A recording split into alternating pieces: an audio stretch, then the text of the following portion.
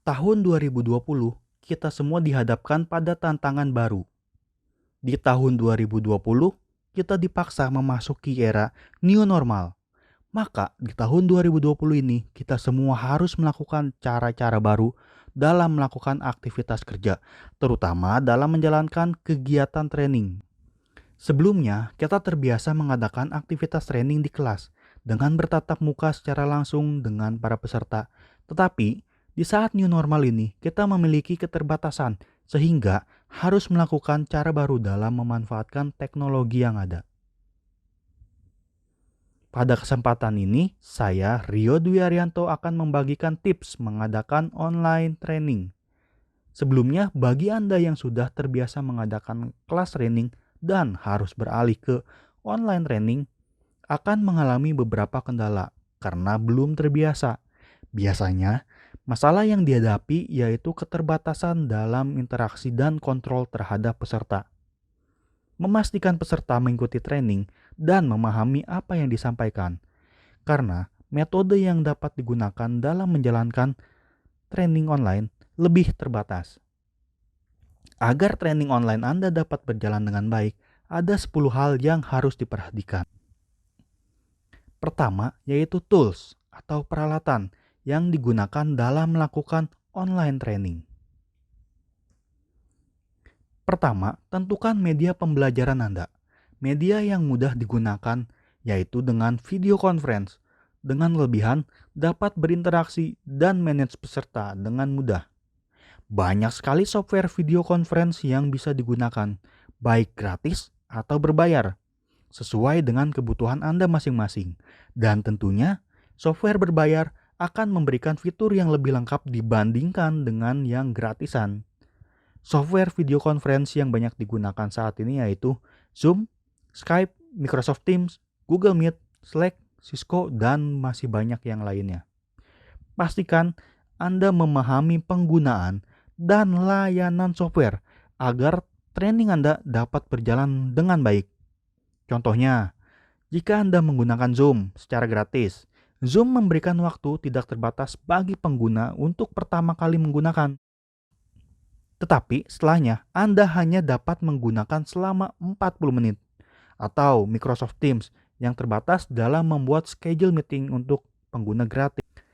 Kenali dan pahami fitur yang ada sehingga Anda dapat memanfaatkan software tersebut untuk membantu membuat training Anda lebih powerful dan berdampak. Pastikan juga bahwa peserta training Anda mengetahui fungsi-fungsi yang ada agar dapat mengikuti training dengan baik. Selanjutnya, pastikan peralatan dan perlengkapan pendukung training tersedia dan sesuai dengan kebutuhan. Sebagai fasilitator, Anda harus menggunakan PC atau laptop agar Anda dapat menampilkan media atau materi pembelajaran. Anda pun akan lebih mudah dalam menggunakan software. Biasanya software desktop version dan mobile apps berbeda.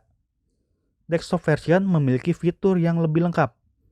Pastikan juga device Anda terhubung dengan sumber kelistrikan.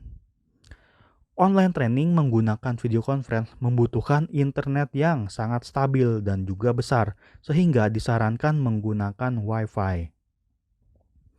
Agar Anda dapat berkomunikasi dengan baik dengan peserta, Anda dapat menggunakan peralatan tambahan, yaitu headphone dan mic, sehingga Anda dapat mendengar feedback peserta dan juga suara Anda dapat didengar dengan jelas oleh peserta. Anda pun disarankan menggunakan webcam jika kualitas kamera laptop Anda kurang baik, sehingga peserta dapat melihat Anda dengan jelas dan Anda akan terlihat lebih profesional. Yang kedua yaitu rules, aturan dan tata tertib selama mengikuti online training. Anda wajib menjelaskan aturan dan tata tertib di awal training agar training Anda dapat berjalan sesuai dengan yang direncanakan. Aturan dan tata tertib sangat penting dalam sebuah training online maupun offline. Berikut adalah contoh aturan dan tata tertib yang bisa digunakan. Yang pertama yaitu peserta harus hadir tepat waktu. Anda bisa membuat aturan bahwa peserta harus online 15 menit sebelum dimulai. Kedua, peserta harus mematikan mic atau mute selama tidak berbicara. Peserta harus menggunakan fitur raise hand atau angkat tangan sebagai tanda untuk meminta izin berbicara sehingga training akan lebih tertib. Peserta dapat berbicara setelah dipersilakan oleh fasilitator. Peserta lain harus menunggu giliran jika ingin berbicara atau menanggapi. Anda dapat menyarankan peserta untuk menggunakan headphone agar kegiatan training tidak mengganggu orang di sekitar dan peserta dapat mendengar suara Anda dengan jelas. Demi keselamatan, peserta pun harus memastikan bahwa peserta masih tetap dapat mendengar suara lingkungan. Bagi peserta yang menggunakan smartphone atau gadget, agar tidak melakukan aktivitas lainnya seperti berjalan atau berkendara. Ketiga, yaitu waktu. Buatlah susunan kegiatan training beserta durasi. Jika training Anda membutuhkan waktu yang cukup lama, Anda bisa membaginya menjadi beberapa sesi. Setiap sesi bisa berdurasi antara 60 sampai 90 menit. Berikan waktu istirahat di setiap pergantian sesi agar Anda dapat menyiapkan diri membawakan sesi berikutnya. Sebelum melakukan training, berikan jadwal dan susunan acara kepada peserta agar peserta dapat menyiapkan diri mengikuti training. Dengan demikian, peserta pun dapat merencanakan aktivitas lainnya di sela-sela istirahat dan training Anda tidak terganggu. Keempat, yaitu materi training. Anda dapat menggunakan slide presentasi dalam mengadakan training online seperti training di kelas. Tetapi, Anda harus memastikan bahwa slide presentasi Anda mudah dilihat, mudah dibaca, mudah dipahami, dan menarik. Peserta Anda dapat menggunakan device atau alat yang beraneka ragam seperti laptop atau smartphone. Semakin kecil device yang digunakan, maka akan semakin sulit peserta melihat atau membaca slide presentasi Anda.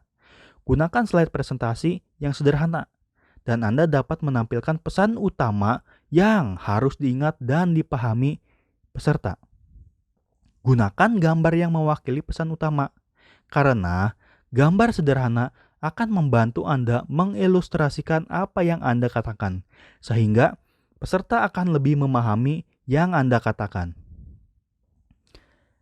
Berikan handout training kepada peserta sebelum training atau sesudah training.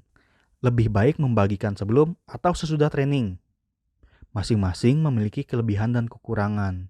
Jika Anda membagikan sebelum training, peserta dapat mempelajarinya lebih dahulu dan akan diskusi dengan Anda jika ada yang belum dipahami sehingga Anda dapat membahas lebih dalam.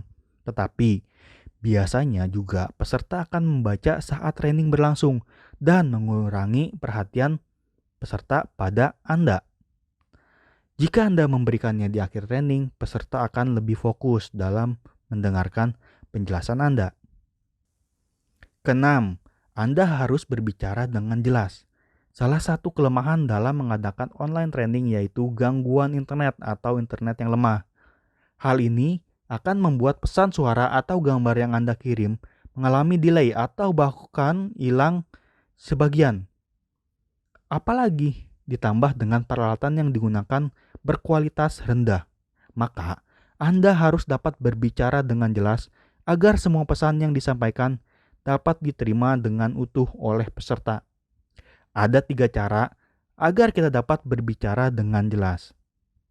Pertama adalah berbicara dengan tempo sedang, tidak berbicara dengan cepat, agar peserta dapat mendengar dan menangkap informasi dengan baik. Jika Anda memiliki kebiasaan berbicara cepat, Anda harus banyak berlatih dalam mengatur tempo bicara. Kedua, yaitu menekankan huruf terakhir dalam sebuah kata. Kata yang butuh penekanan tentu saja adalah kata penting yang menjadi pesan utama atau kata kunci. Contohnya adalah seperti ini. Menekankan huruf terakhir dari kata kunci. Menekankan huruf terakhir dari kata kunci. Berikutnya yaitu mengulang kalimat yang menjadi pesan utama atau kata kunci. Jika Anda mengulang kalimat yang menjadi pesan utama atau kata kunci, maka peserta akan lebih mengingat pesan tersebut. Mengulang kalimat yang menjadi pesan utama atau kata kunci membantu peserta mengingat pesan tersebut. Tips yang ketujuh yaitu Anda harus dapat memantau dan mengatur peserta dengan baik. Masalah yang biasa dihadapi dalam mengadakan online training yaitu keterbatasan memantau dan mengatur peserta. Sementara Anda harus menjelaskan slide presentasi. Di setiap topik atau subtopik pembahasan, Anda dapat memberikan kesempatan peserta untuk bertanya sambil melihat daftar peserta apakah semua peserta Anda masih online atau sudah offline. Anda juga dapat lihat chat peserta. Lakukan interaksi dengan peserta agar peserta tetap antusias dan fokus terhadap training dengan memberikan kesempatan bertanya, atau Anda dapat bertanya dan berdiskusi dengan peserta. Anda dapat bertanya kepada peserta yang kurang aktif dalam diskusi agar semua peserta dapat terlibat. Pastikan peserta mengikuti aturan dan tata tertib dalam berdiskusi. Jika ada chat, tanggapi atau jawab chat tersebut secara lisan. Grooming. Penampilan dan sikap sangat penting bagi seorang trainer atau presenter dalam mengadakan training.